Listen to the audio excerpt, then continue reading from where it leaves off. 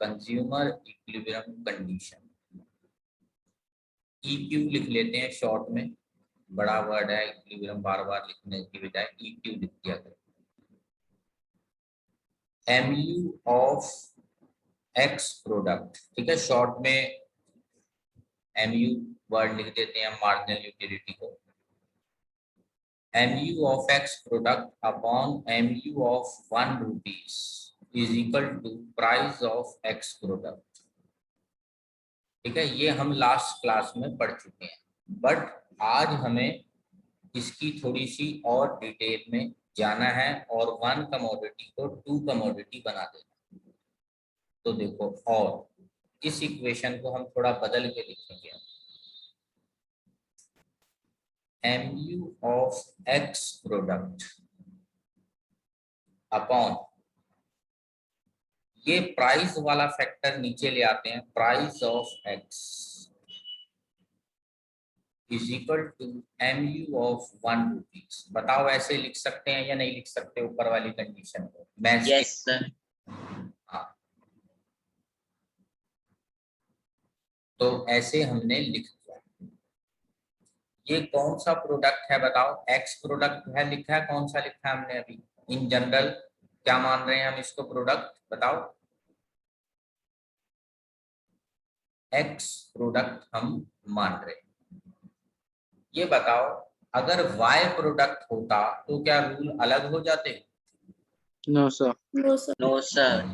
Y product हो, ice cream हो, chocolate हो, कुछ मर्जी हो, रूल्स तो सेम ही रहते हैं। तो ये हो गया X प्रोडक्ट के लिए। तो लिखो सिमिलरली, नोट डाल दो नीचे, similarly for product Y condition will be. बताओ, कोई बता सकता है क्या कंडीशन हो जाएगी? फिर बताओ। MU of, same. हाँ बताओ, MU of Y upon price of Y। हाँ ठीक है, is equal to, price of Y। नहीं इज इक्वल टू में क्या? Price of 1 rupee. MU of 1। MU of 1 rupees, ठीक बात है बिल्कुल, MU ऑफ 1 रुपीज। अब ऐसे X नाम हो, Y नाम हो, Z नाम हो, आइसक्रीम हो, ये कंडीशन किसी पे भी लगाई जा सकती है। तो अभी तक हमने 1 कमोडिटी का पढ़ा था X, अब हमने 2 कमोडिटी पे जाना है तो Y डाल दिया, 3 कमोडिटी पे जाना होता Z डाल देते। तो ऐसे हम कुछ भी आगे बढ़ा सकते हैं। अब क्या करना है, ध्यान से देखना जरा स्क्रीन पे। ये जो ग्रीन कलर वाली इक्वेशन है इसको नंबर दे दो इक्वेशन 1, और रेड कलर वाली को दे दो इक्वेशन नंबर 2। जरा नंबर दो, ऐसी छोटी क्लासों में मैथ्स में होता है, सिंपल सी एक हमें डेरिवेशन करनी है। फ्रॉम इक्वेशन 1 एंड 2 क्या डिराइव हो गया बताओ? फ्रॉम इक्वेशन 1 एंड 2 दोनों को देख के बताओ क्या बन रही है? X and Y are same। नहीं, क्या? MU of X upon price of X is equal to MU of Y upon price of price of Y। बिल्कुल ठीक है, लिखो सब लोग, फ्रॉम इक्वेशन 1 एंड 2 क्या प्रूव हो गया? MU of X product, short में लिख लेते हैं, upon price of X product is equal to MU of Y product upon price of Y product. बताओ, यहां तक समझ आ गया सबको? इसको बोलेंगे 2 कमोडिटी कंज्यूमर इक्विलिब्रियम कंडीशन। तो जो अभी तक 1 कमोडिटी चल रहा था वो अब बन गया 2 कमोडिटी। और क्या क्या करेंगे अभी हम धीरे धीरे देखें। लेवल मैंने पहले ही बोला था, धीरे धीरे हम अपना इंक्रीज करते जाएंगे। 2 commodity consumer equilibrium condition derive हो गई, हुई 1 कमोडिटी से, जो लास्ट क्लास में हमने ये पढ़ा था उसी से ही हमने इसको भी डिराइव कर लिया। बताओ किसी को कुछ पूछना है? टू कमोडिटी कंडीशन रटना नहीं है ये, ऐसे कोई सोचे मैं तो रटूंगा इन चीजों को। लास्ट क्लास में जो किया था वो भी लॉजिक से किया, उसी को एक्सटेंड कर करके इस लॉजिक पे अब हम पहुंच चुके हैं। बताओ किसी को कुछ पूछना है यहाँ तक? चले आगे फिर। पेज हटा दो भाई, सबने लिख लिया यहाँ तक? Yes, sir. चलो अब ये जो x वाली साइड है मैथ्स में इसे बोलते हैं हम लेफ्ट हैंड साइड LHS, ये x वाला। और y वाली साइड को क्या बोलते हैं मैथ्स में? बताओ इक्वेशन में। RHS। RHS। चलो तो एक LHS साइड हो गई, एक RHS साइड हो गई। जहां पे LHS RHS बराबर हो जाए तो उसे बोलेंगे टू कमोडिटी कंडीशन आ गई, इक्विलिब्रियम आ गया। अब एक बात पहले भी बोल चुका हूं, अभी भी बोल रहा हूं, आने वाली क्लासों में फिर बोलूंगा क्योंकि वो बड़ी मेन बात है कि जब भी हम बोलते हैं कि LHS RHS बराबर है कहीं, तो हमें इसके डिसइक्विलिब्रियम को गलत प्रूव करना होता है। मतलब अगर LHS बड़ा है तो प्रॉब्लम, RHS बड़ा है तो प्रॉब्लम। तो इससे ऑटोमेटिकली प्रूव हो जाता है LHS RHS इक्वल होना बेस्ट है। यानी कि अब हमें एक बात प्रूव करनी पड़ेगी कि अगर LHS बड़ा है तो क्या प्रॉब्लम आई। तो लिखो case 1, if LHS more than RHS तो क्या प्रॉब्लम। ये बताओ अगर LHS बड़ा है और LHS में लिखा है हमने MU of x upon price of x, इसका मतलब हुआ पैसे x पे खर्च करूंगा तो क्या टेस्ट आएगा। सिंपल हिंदी में LHS को बोलेंगे x पे जब पैसे खर्च करे तो क्या टेस्ट आया। और RHS का क्या मतलब होगा बताओ? Y पे कितने पैसे खर्च करे और उस पे कितना टेस्ट है। टेस्ट आया। तो अगर मैं तुम्हें कह रहा हूँ LHS बड़ा है RHS से, इसका मतलब तुम्हें ज्यादा टेस्ट किस में आ रहा है, x में या y में? बताओ। X। x में। तो वापस बताना ये देखो, हाँ देखो, LHS का मतलब होता है x से कितनी सेटिस्फेक्शन आई जब तुमने उस पे 1 रुपया खर्च किया। MUX upon price of x, मतलब x में कितना टेस्ट आया। और RHS का मतलब क्या हुआ बताओ? y में कितना टेस्ट आया। कितना टेस्ट आया।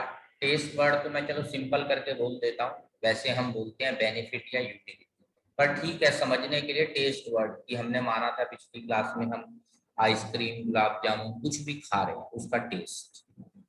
तो अगर LHS बड़ा है तो इसका मतलब, अब ध्यान से लिखना है सबने, पर रूपी सेटिस्फेक्शन फ्रॉम x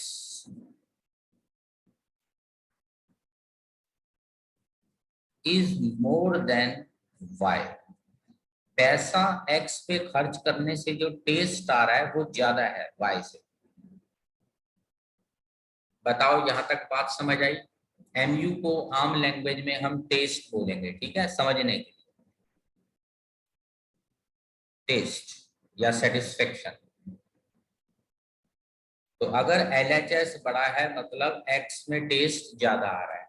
तो बताओ तुम कंज्यूमर अपने आप को मानो और तुम्हारे सामने दो चीजें पड़ी हैं x एंड y, और तुम्हें x में ज्यादा टेस्ट आ रहा है, तो तुम क्या सोचोगे? x की कंजम्पशन बढ़ाऊं या y की बढ़ाऊं? X की। x की बढ़ानी है। पर मेरे पास जो बजट है ना वो एक फिक्स बजट है। अगर एक की कंजम्पशन बढ़ानी है तो दूसरे की कंजम्पशन को क्या करना पड़ेगा? घटाना पड़ेगा। अब मान लो मैं रफ वर्क करके कुछ समझा रहा हूँ। हम 100 रुपए लेके घर से निकले कि 50 रुपए के पेन लूंगा और 50 रुपीज की पेंसिल लूंगा, मान लो दो चीजें। अब वहां जाके मार्केट में कोई अच्छा ऑफर मुझे दिखा और मैंने पेन कर लिए 70 रुपीज के, तो अब बताओ पेंसिल कितने की करनी पड़ेगी? 30। 30 की। 30 रुपीज की। यानी कि जिंदगी में बजट तो फिक्स है, अगर एक को बढ़ाओगे तो दूसरे को क्या करना पड़ेगा तुम्हें? घटाना पड़ेगा। कम। घटाना पड़ेगा। बताओ ये कोई मुश्किल बात है क्या समझना? No sir. No sir. ठीक है, इसको वैसे लिखने की बात नहीं है, ये रफ वर्क था और समझने के। तो अब मुझे ये बताओ बंदा क्या करे ऐसी सिचुएशन में जब एलएचएस उसको ज्यादा दिख रहा है एक्स। तो आरएचएस कम करें। हाँ, सो अब लिखो आगे, consumer will increase consumption of, बताओ क्या? एलएचएस एलएचएस कौन सा प्रोडक्ट है? X. And decrease consumption of Y. हाँ, ये मैं अगले पेज पे लिखता हूँ, यहाँ जगह नहीं है मेरे पास, नीचे खत्म हो गई है। पेज चेंज कर दें भाई, सबने लिख लिया? Yes sir. And decrease consumption of Y.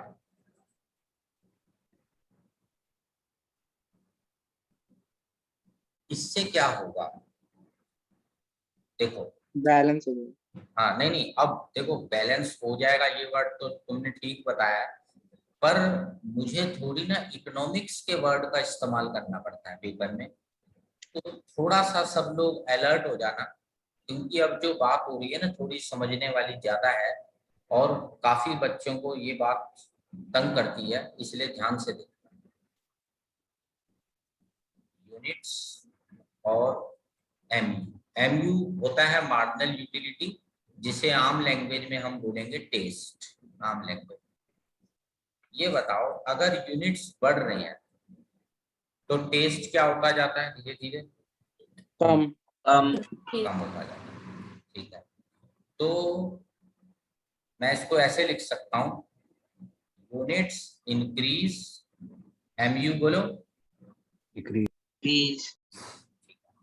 अब अगर मैं टेबल को उल्टा करके देखूं, 3 से 2 पे आओ, 2 से 1 पे आओ, तो क्या हो रहा है? यूनिट्स यूनिट कम हो रही है और एमयू बढ़ रहा है। एमयू बढ़ रहा है, एमयू बढ़ रहा है। तो ऐसे देख लो या वैसे देख लो, दोनों बातें जरा सब नोट कर लो, ठीक है? ये इसको बोलो रफ, ठीक है? रफ करके नोट करो और इसके आगे लिख दो रूल ए और इसके आगे लिख दो रूल बी, जो कि एक करी हुई बात है, इसमें कोई नई बात नहीं लिखवाई मैंने, पर मुझे इन रूल्स का इस्तेमाल करना है इसलिए मेरे को लिखवाना पड़ता है।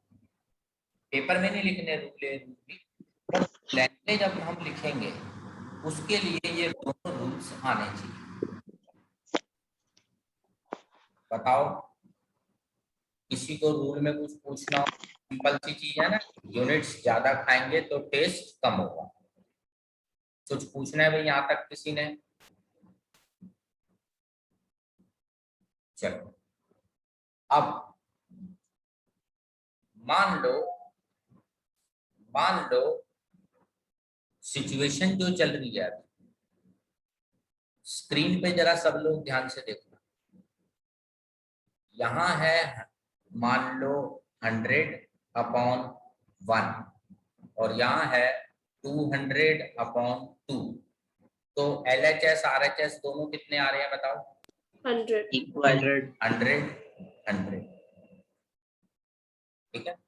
अब LHS मान लो हो गया है, इसको बढ़ा देता हूं, मान लो 200 और RHS को मैंने कर दिया मान लो 50, यानी टेस्ट किस में ज्यादा आ रहा है हमें?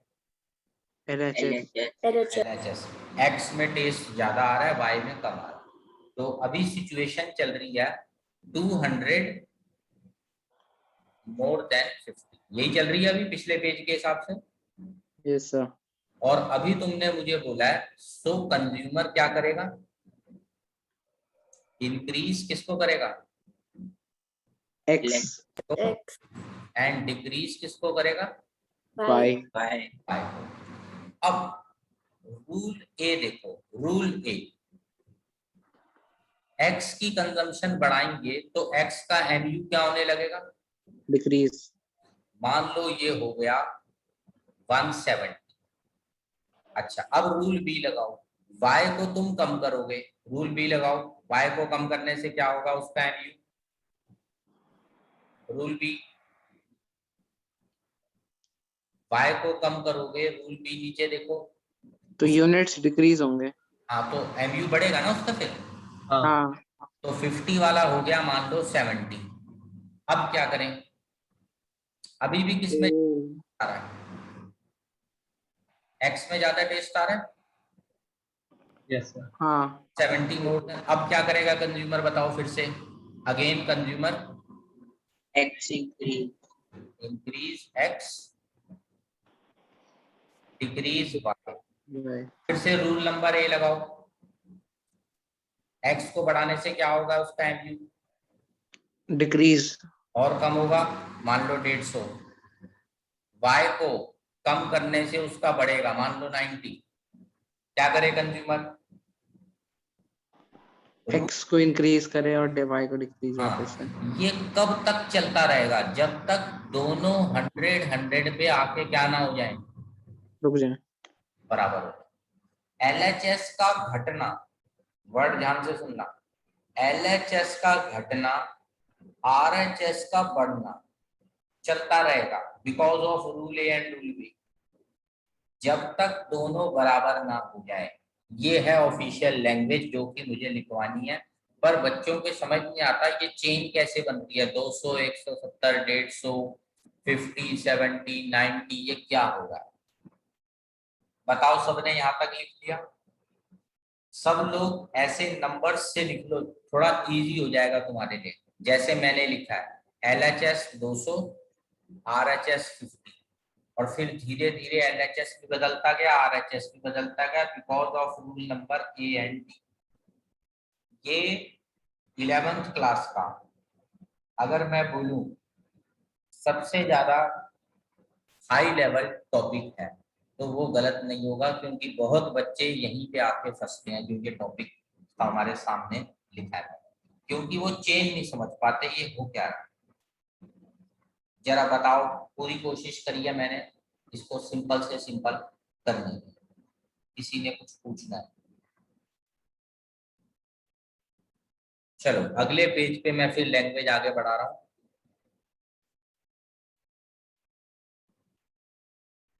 देखो, x के बढ़ने से, कोई स्टूडेंट ही बताए मुझे जरा क्या लिखूं मैं आगे, x के बढ़ने से mu x क्या करने लगेगा, mu ऑफ x बताओ, रूल ए कम होगा।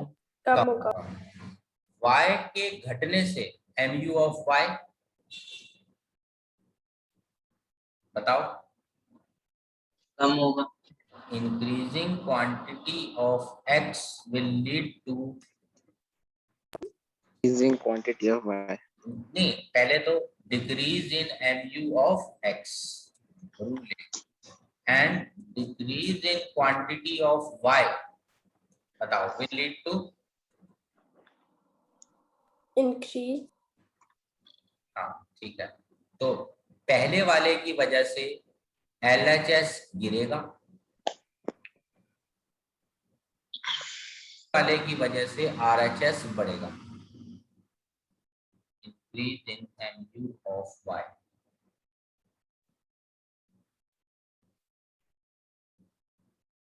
तो RHS,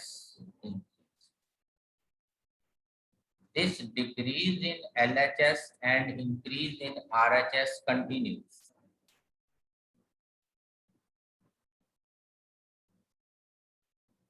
till LHS becomes equal to RHS। अभी इसको रिवर्स करके समझाऊंगा, तो अगर किसी एक आध स्टूडेंट को अभी भी कंफ्यूजन हो रही हो तो वो कंफ्यूजन उसके सेकंड पार्ट में और खत्म हो जाएगी बची, और जिसके समझ आ गया वो मुझे इसका सेकंड पार्ट मेरे लिखने से पहले ही बताना, ठीक है, मैं पूछूंगा तो बताना। अभी मैं स्टार्ट करता हूँ, पेज चेंज कर दूं भी, सबने लिख लिया? सर बस एक सेकंड। जैसे ही हो जाए बताना जिसका पेंडिंग है।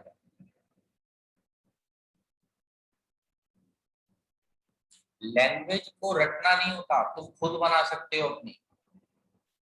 कोई सोचे यार कैसे रटूंगा, ये इंक्रीज डिक्रीज का चक्कर होगा, तुम्हें रटना ही नहीं है,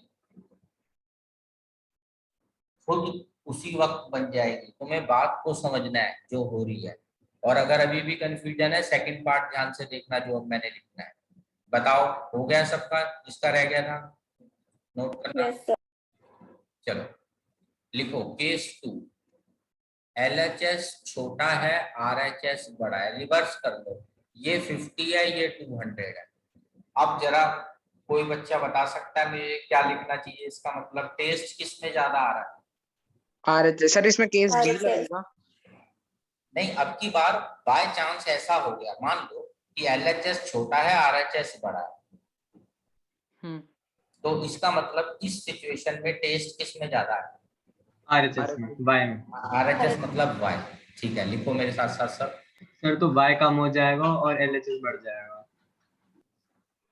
वो पर तुम इतनी छोटी लैंग्वेज तो ना लिखी थी मैंने तो 2 पेज भर दिए इस बात को समझाने में, है ना। तो हमें पहले समझना है, स्टेप सारे लिखने हैं।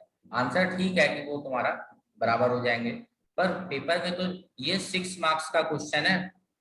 ये जो मैं करा रहा हूँ ये छोटा क्वेश्चन नहीं चल रहा। 2 कमोडिटी कंज्यूमर इक्विलिब्रियम 6 नंबर में आता है, पूरा LHS RHS सब समझाना होता है। या सिर्फ एक पार्ट आएगा, LHS मोर 3 मार्क्स या RHS मोर 3 मार्क्स, और अगर दोनों आएंगे तो 6 मार्क्स। तो ऐसे नहीं है एक लाइन में तुम आंसर देके सोचो 6 नंबर होंगे। This means more satisfaction. बोलो आप कंप्लीट करो मेरे साथ साथ, रिवाइज हो जाएगा सबका पक्का एकदम।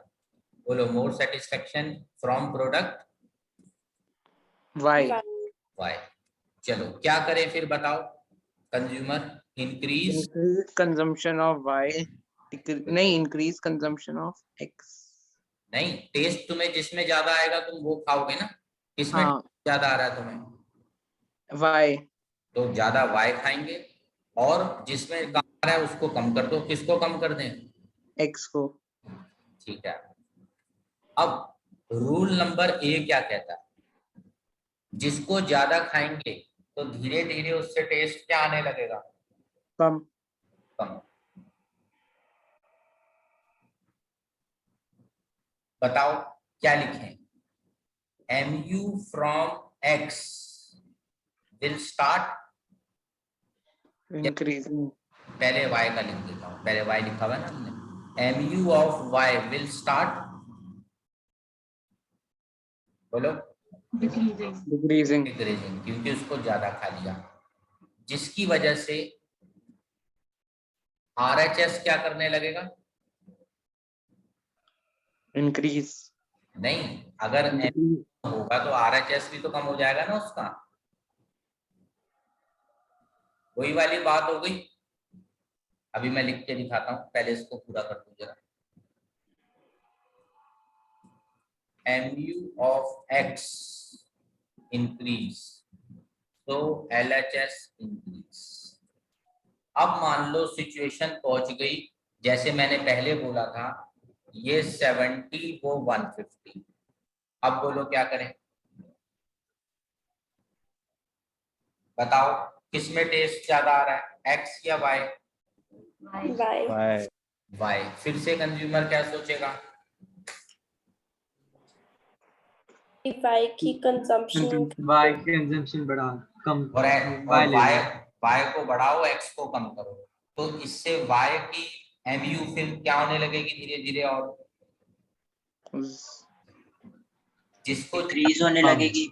हाँ वो घटेगा और X का बढ़ने लगेगा। तो इसका मतलब धीरे धीरे RHS का घटना चालू रहेगा और LHS का बढ़ना। बढ़ना। इंक्रीज चालू रहेगा। ये कब तक चलेगा ऐसा? जब तक इक्वल इक्वल ना हो इक्वल ना हो जाए। बस 100। हाँ यही लिखना है तुमने अगले पेज पे।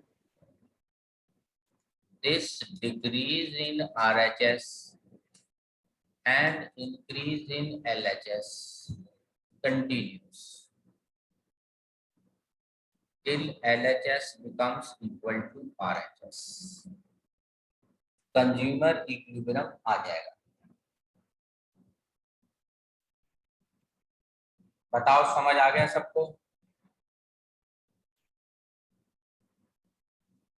अब इसका शॉर्टकट भी लिख देता हूँ।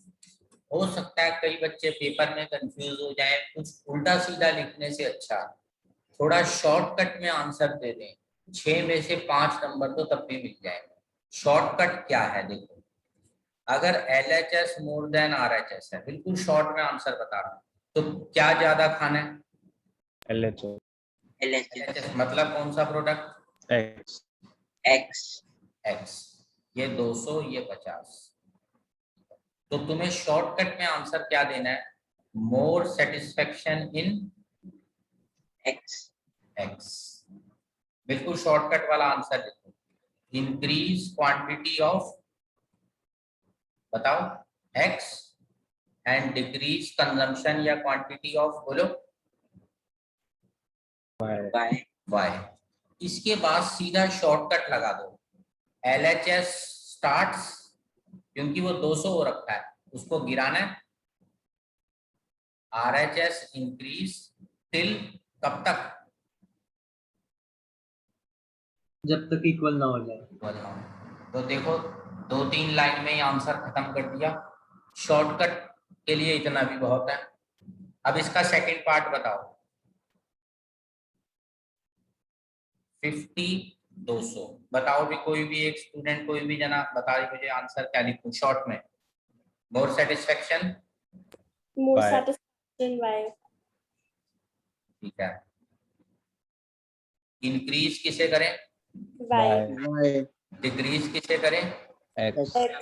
X। तो इससे क्या होगा, RHS बहुत बड़ा हो रखा है तो तुम्हें बराबर करना है, तो क्या लिखोगे? RHS start Decreasing. Decreasing. LHS start increasing. Increasing. This continues till, LHS They both are equal equal. to RHS ऐसा शॉर्टकट भी लगा सकते हो तुम, पर शॉर्टकट में 6 में से 5 तो मिल ही जाएंगे। और बाय चांस हो सकता है अगर टीचर ज्यादा ध्यान से ना देखे तो, जल्दबाजी में देखे तो 6 के 6 भी मिल सकते हैं। यानी कि शॉर्टकट जितना मिनिमम आंसर तो सबको लिखना ही लिखना है। हो सके तो ऊपर वाला आंसर आप लिखिएगा। ऊपर वाले में क्या एक्स्ट्रा डाल दिया मैंने, रूल A रूल B उसकी थोड़ी डिटेल डाल दी है मैंने, बैकग्राउंड कर सको तो अच्छी बात है, नहीं तो कई स्कूल वाले ही खुद ही कह देते हैं भी ज्यादा डिटेल में क्या जाना, शॉर्ट ही कर दो। कई तो स्कूल वाले ही शॉर्ट करने को कह देते हैं, वो अच्छी बात है। नहीं तो सबको मिनिमम शॉर्टकट इतना तो लिखना ही लिखना है। बताओ याद हो गया सबको? चलो पेज हटा दूं, सबने लिख लिया शॉर्टकट और लंबा पूरा आंसर अपना? Yes चलो अब मैं तुम्हें एक क्वेश्चन देता हूं। मान लो क्वेश्चन हमें कह रहा है at present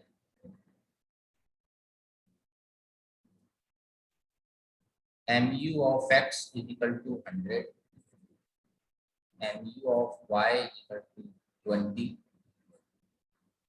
price of x मान लो 10,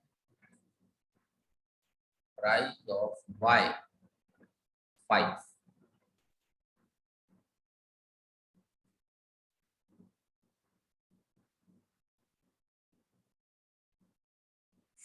Consumer increase or decrease quantity of x to achieve it?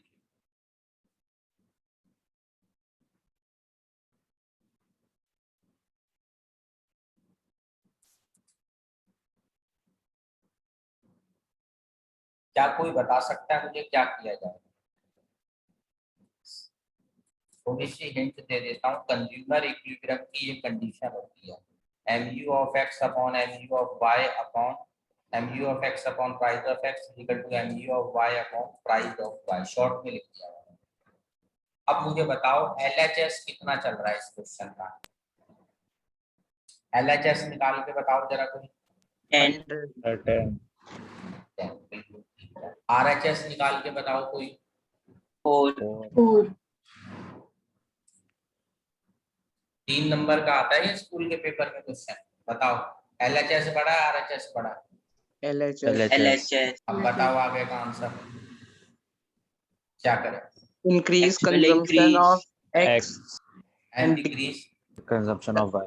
Y. खत्म। 3 नंबर का क्वेश्चन यहीं पे ही खत्म, बस इतना सा ही लिखना है। यहाँ तक सबने लिख लिया, लिखूं अगले पेज पे बाकी? एक सेकंड सर। 1 मिनट से 3 मार्क्स का स्कूल के पेपरों में बहुत बार देखे हमने ऐसे क्वेश्चन, बहुत बार।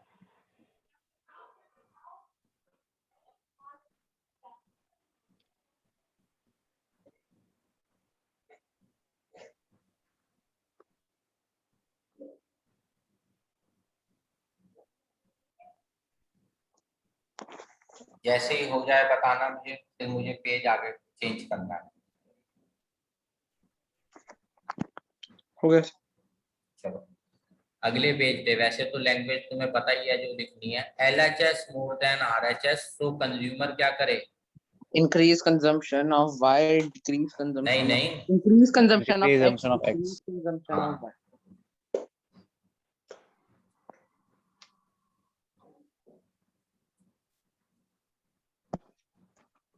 चाहो तो आगे और भी थ्योरी दे सकते हो, बता दो किसी को याद है तो इसके बाद क्या लिखना है। वैसे पूछा नहीं है उसने, पर एक्स्ट्रा कभी बोलते थ्योरी भी पूरी समझाओ। इससे क्या होगा धीरे धीरे? LHS ये कब Will तक? Decrease.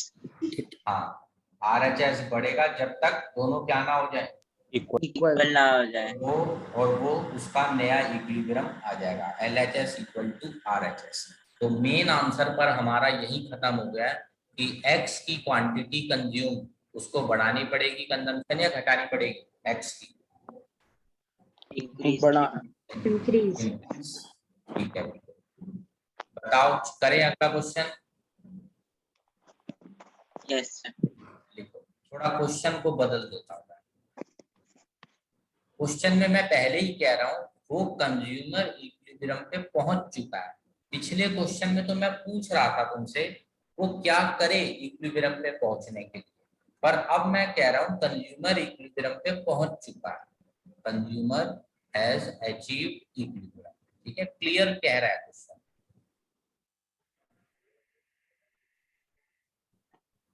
और MU ऑफ X है हमारा,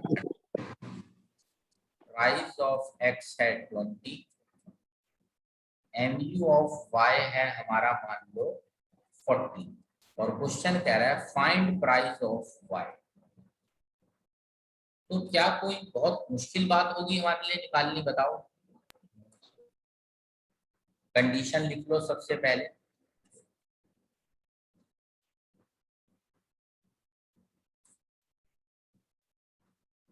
और ये LHS RHS अब की बार बराबर होंगे, बताओ क्यों? क्यों मैंने बराबर मानू? क्योंकि इक्विलिब्रियम पे। बिल्कुल ठीक आंसर आया, क्योंकि क्वेश्चन ने बोल दिया है तुम्हें इक्विलिब्रियम आ चुका है। तो LHS मोर RHS मोर ये हो ही नहीं सकता। अब मुझे कोई बच्चा आंसर बताए, बहुत इजी हो गया ये क्वेश्चन।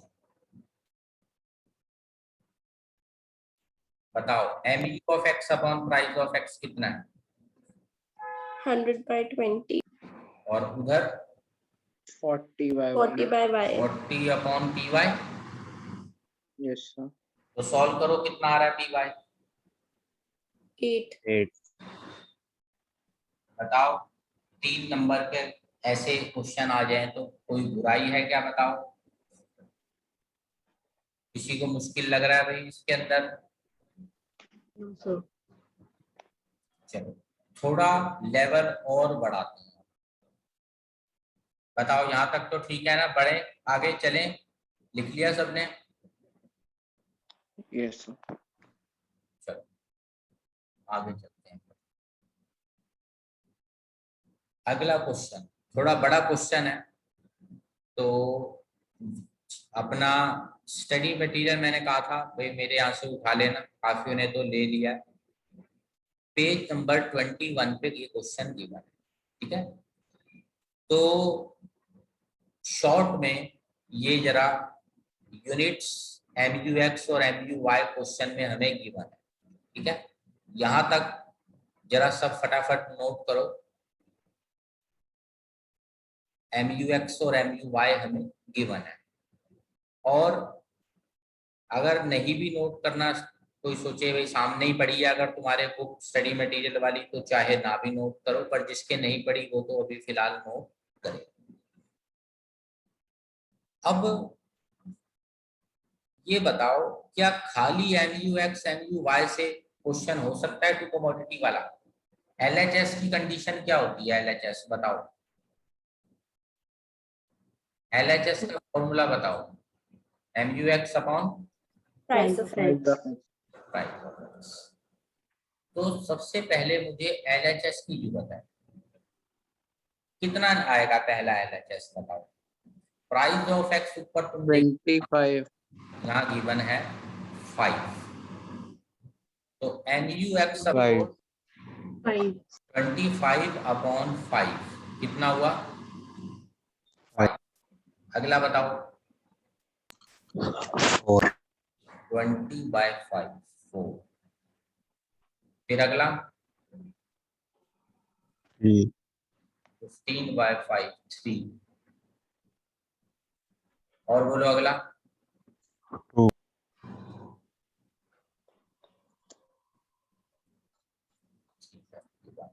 LHS तो हमने निकाल दिया। अब बताओ RHS का क्या फॉर्मूला होता है? MU of Y upon P of Y. हाँ, RHS जरा निकालो सब। RHS निकालो।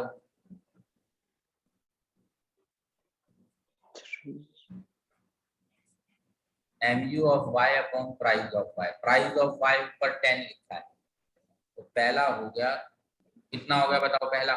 3. 3. हाँ 30 अपॉन 10। 2. 20/10 2 1। 1.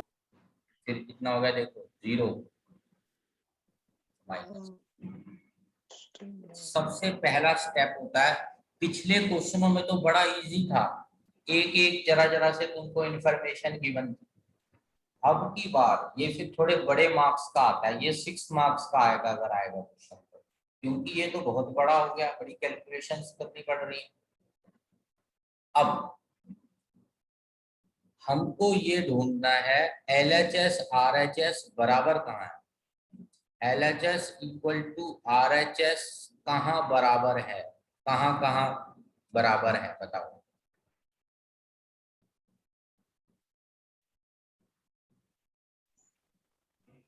Three, two, और 1. चेक करते हैं, देखो देखना भाई जरा सब चेक करना कैसे है। पहली लाइन में गिवन है 5 LHS में, क्या RHS में कहीं 5 दिख रहा है? No sir. 4 कहीं दिख रहा है? नहीं सर. नहीं सर। 3 LHS का दिख रहा है, RHS में 3 दिख रहा है? Yes, yes sir. सर। तो इसको हाईलाइट कर लो, इसके 4 नंबर को, इसके 3 नंबर को और इसके 3 नंबर को ऐसे हाईलाइट कर लो।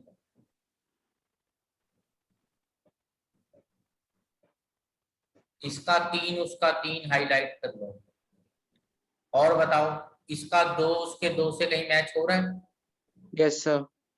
हाईलाइट करो 2 एंड 2। और बताओ 1. 1 एंड 1, 3 हाईलाइट करे हैं मैंने। और बोलो 0 -1 कुछ मैच हो रहा है? No, sir. No sir. यानी कि LHS RHS ये तो गड़बड़ हो गई। अभी तक तो एक ही जगह मैच होते थे, वो सिंपल क्वेश्चन थे, ये थोड़ा और लेवल है। 3 जगह LHS RHS ट्रू है। केस 1 लिखो, बताओ केस 1 कहाँ पे ट्रू हो रहा है LHS RHS? 3 unit of X and 1 unit of Y यहाँ पे इक्वल हो रहा है। 3 units of X with 1 unit of Y। यहाँ पे LHS RHS कितने पे मैच हो रहे हैं बताओ? 3. 3 पे मैच हो रहे हैं, ठीक है। और बताओ कहाँ मैच हो रहा है? Case number 2 4 unit of x and and 2 units units of of y. y. यहाँ पर भी LHS RHS बराबर हो रहा है, 2 units of y.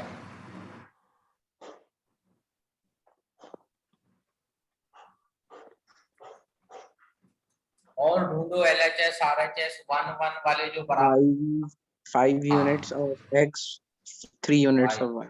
बिल्कुल ठीक है।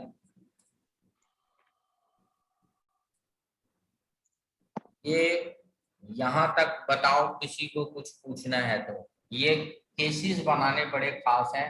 6 नंबर का क्वेश्चन है, हेडिंग्स के आसपास लिख लो। छोटे लेवल का क्वेश्चन नहीं है ये, 3 ये छोटे मार्क्स वाले।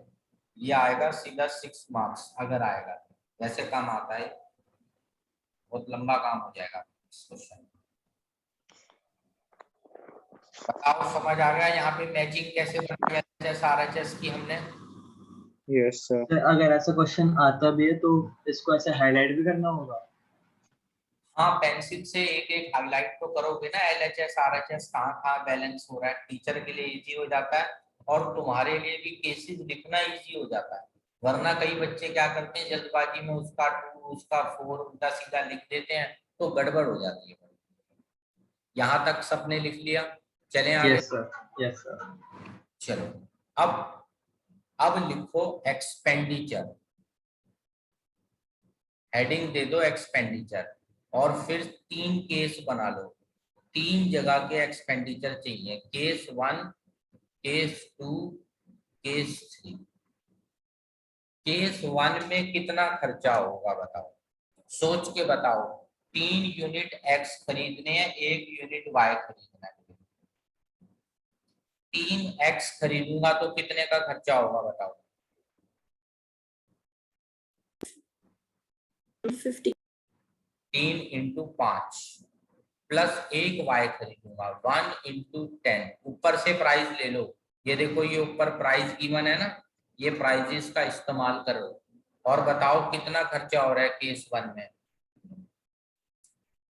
15 रुपए एक्स में खर्च हो गए, 10 रुपए वाई में, 25। अच्छा, कोई मुझे केस 2 में खर्चा बता सकता है, 4 एक्स खरीदने पे और 2 वाई खरीदने पे? बताओ। 40. 4 इंटू 5 40 2 10, Sir 30. 20 और 20 40, बिल्कुल सही आंसर निकाला है 40। केस नंबर 3 में मेरा खर्चा बताओ कितना होगा? 5 एक्स खरीदने हैं तुम्हें, 5 रुपए वाले। 55 55 5 इंटू 5 प्लस 3 वाई, 3 इंटू 10, कितना खर्चा? 55।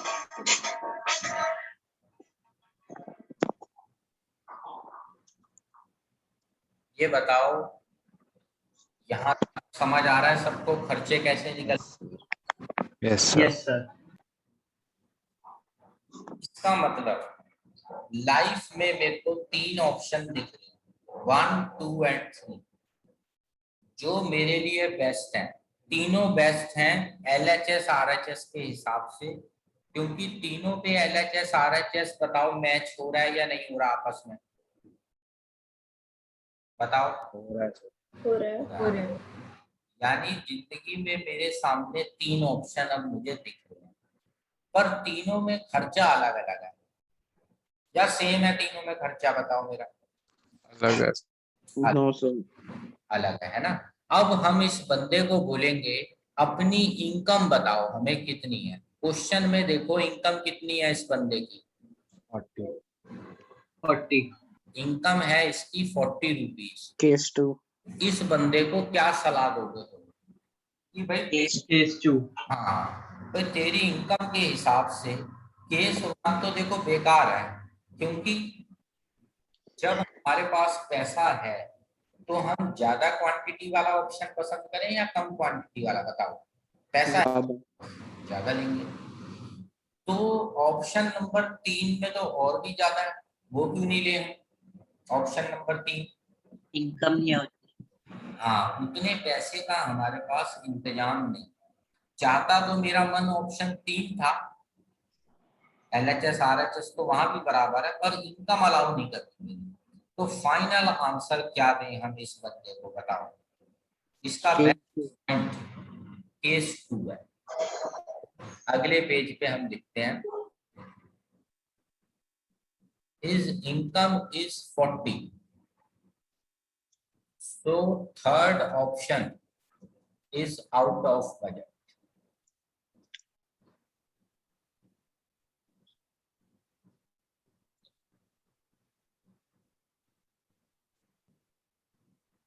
Consumer should select, इकोनॉमिक्स में तुम्हें याद होगा पहली क्लास में मैंने तुम्हें बताया था कि कंज्यूमर, प्रोड्यूसर, सरकारें, बिजनेसमैन जो भी हो, जब वो फंस जाते हैं तो इकोनॉमिक्स हमें सलाह देती है बेस्ट डिसीजन कैसे लेना है। बताओ, ये बात कही थी ना हमने। Yes, sir. तो एक कंज्यूमर की टेंशन का इलाज हमने यहाँ कर दिया कि भाई देख, तेरे पास ये सारे ऑप्शंस हैं और ये तेरे लिए बेस्ट है। इकोनॉमिक्स तो बेस्ट सलाह दे देती है, बाकी कंज्यूमर की मर्जी, वो माने या ना माने, वो तो कोई जबरदस्ती नहीं है। इकोनॉमिक्स सजेशन पर अपना जरूर देती है। तो इकोनॉमिक्स ने कहा इस बंदे को that you should select option 2। जिंदगी में मैक्सिमम सामान मिलेगा और वो भी तुम्हारे बजट में रह के। Maximum satisfaction with in his income.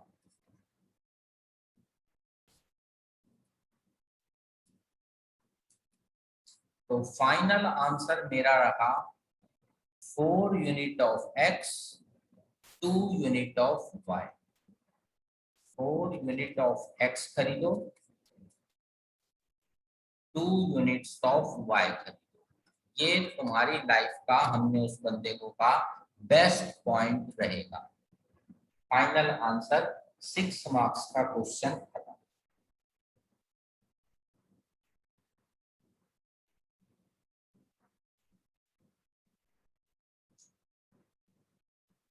बताओ, समझ आ गया सबको?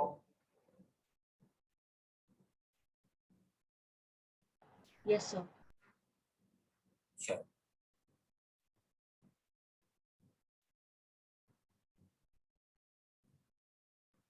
किसी ने कुछ पूछना है तो बता दो। टॉपिक इम्पोर्टेंट चल रहा है। पूरी 11th क्लास में सीनियर से पूछ लेना। कंज्यूमर इक्विलिब्रियम के इस टॉपिक में बच्चे जो ध्यान से नहीं सुनते समझते, वो कंफ्यूज ही रहते हैं। चलें आगे फिर। चलो आगे चलते हैं फिर। न्यूमेरिकल्स वगैरह तो हमने ये सब कर लिए। अब अगला क्वेश्चन लिखो, relation marginal utility and total utility. 1 commodity हो गया, 2 कमोडिटी भी हो गया, पर अब तक हम बार बार मार्जिनल को ही स्टडी कर रहे थे, टोटल को हमने स्टडी नहीं करा था। तो ये टॉपिक अब एक नया ऐड हमें करना है। तो सिंपल है, कोई ज्यादा मुश्किल नहीं है। एक टेबल बनाते हैं जरा।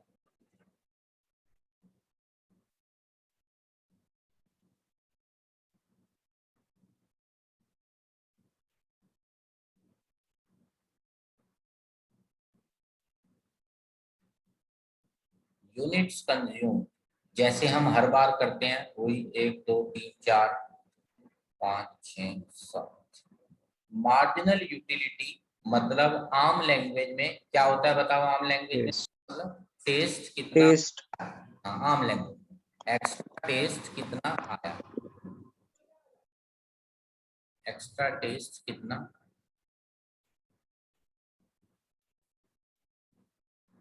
तो हमने पिछले पेजों पे लिख रखा है टेबल, वही वाला टेबल ले लेते हैं। मान लो पहला आया 50, फिर कम होता गया। जब कोई चीज ज्यादा खाते रहेंगे तो बताओ टेस्ट क्या आएगा उसमें? Decrease. हम डिग्री और 0 भी हो सकता है, और वॉमिटिंग आ जाए तो टेस्ट माइनस भी हो सकता है।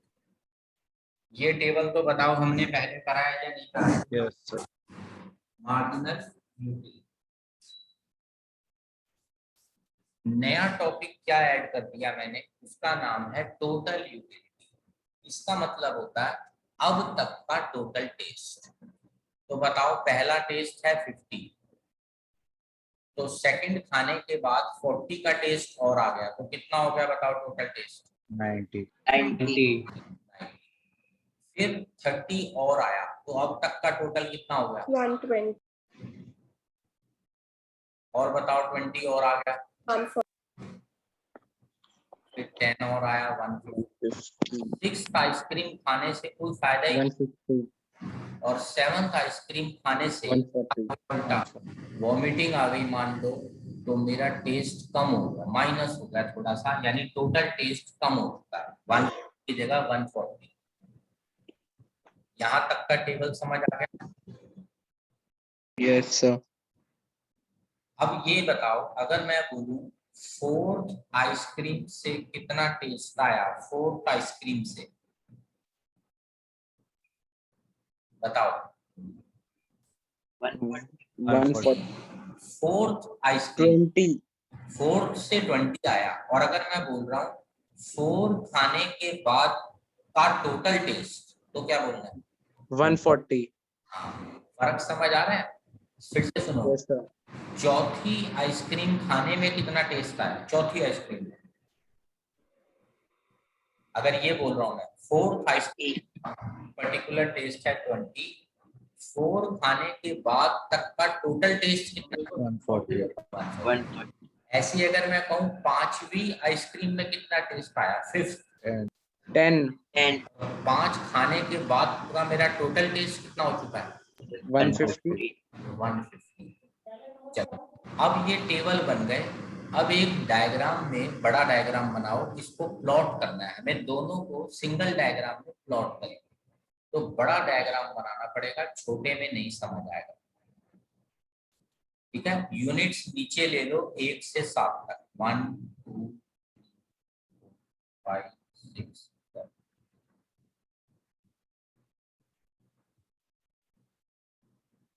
यूनिट्स बन गई। और ऊपर वाले एक्सिस पे यूटिलिटी लेंगे, 150 तक लेके जानी है मैक्सिमम। तो मान लो हम 20 के गैप पे ले लेते हैं।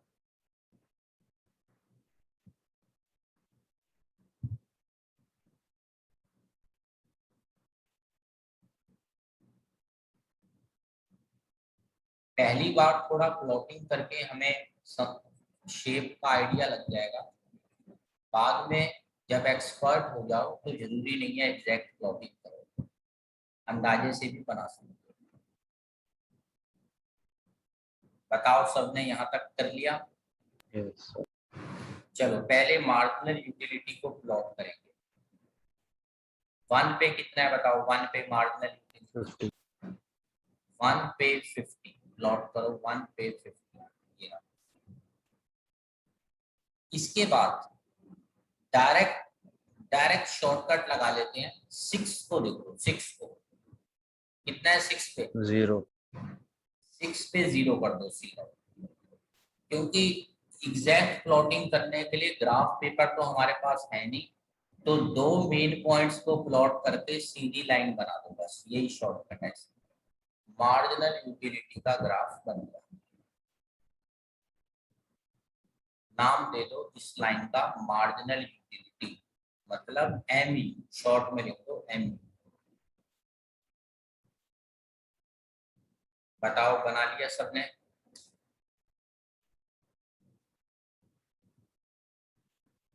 अब टोटल यूटिलिटी को प्लॉट करते हैं। टोटल यूटिलिटी वो भी 1 पे 50 है, इसको मैं अलग कलर से कर देता हूँ, मैं रेड कर देता हूँ। 1 पे 50, starting point same.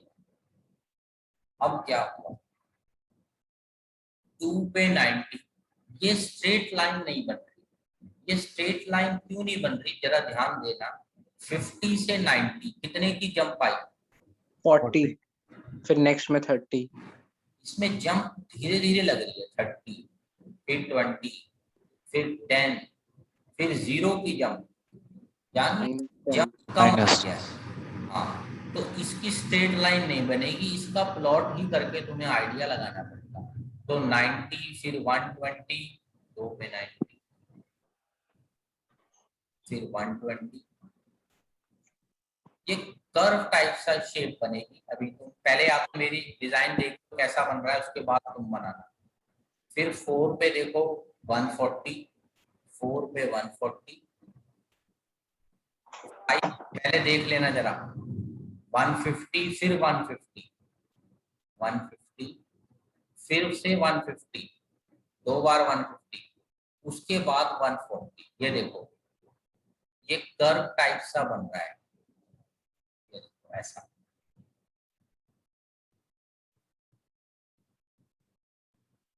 Total check करो सबका कर्व टाइप में आ रहा है। और Yes, sir. 6 नंबर पॉइंट को हाईलाइट करना है, क्योंकि 6 नंबर पॉइंट के बाद टोटल यूटिलिटी क्या कर रहा है, देखो फॉल कर रहा है। 6 नंबर पॉइंट से पहले फॉल नहीं करेगा, 6 नंबर के बाद यानी इस एरिया में टीयू फॉल करेगा, 6 के बाद टीयू फॉल करेगा। ये ध्यान रखना ग्राफ, क्योंकि 7 पे वो छोटा हो गया तो फॉल कर रहा है। बताओ यहाँ तक सबका ग्राफ बन गया? Yes, sir. हाँ, तो ग्राफ की शेप बड़ी मायने रखती है। थोड़ा ढंग से प्लॉट करोगे तो यही शेप आएगी जैसे आ रही है, स्ट्रेट लाइन नहीं आएगी। बताओ किसी को यहाँ तक पूछना है